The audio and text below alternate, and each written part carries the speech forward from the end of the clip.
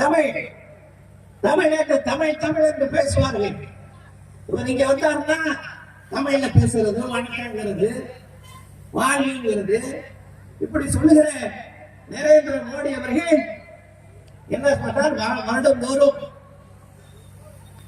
ஒன்றிய அரசுடைய நிதிநிலை அறிக்கை வாசிக்கிற பொழுது ஐயன் திருவள்ளுவர் குரல் மேற்கோடு விட்டு வாசிப்பது வழக்கம்.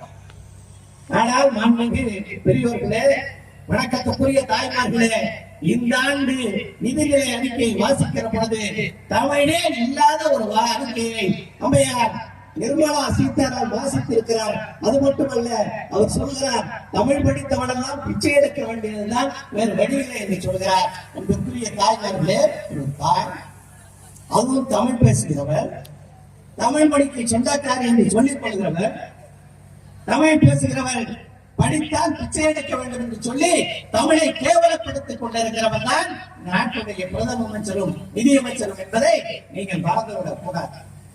அப்படி தமிழ்,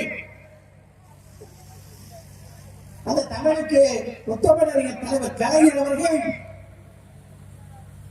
செம்மொழி என்கிற அந்தஸ்தை பெற்றுத் தந்தார்கள். அன்னை சோனியா அவர்களிடத்தில் சென்று அந்த செம்மொழிக்கு 120 கோடி ரூபாயும் வழக்காடு மொழியாக இல்லாத, பேசாத மொழியாக இருக்கிற, எழுத்து வடிவம் இல்லாத மொழியாக இருக்கிற சமஸ்கிருதத்திற்கு 4000 கோடியை வழங்கி தமிழுக்கு துரோகம் செய்தவர் தான் இந்த இந்திய நாட்டுடைய பிரதம அமைச்சராக இருக்கிற மோடி அவர்கள் என்பதை இந்த நாட்டு மக்கள் புரிந்து கொள்ள வேண்டும் என்று கூறிய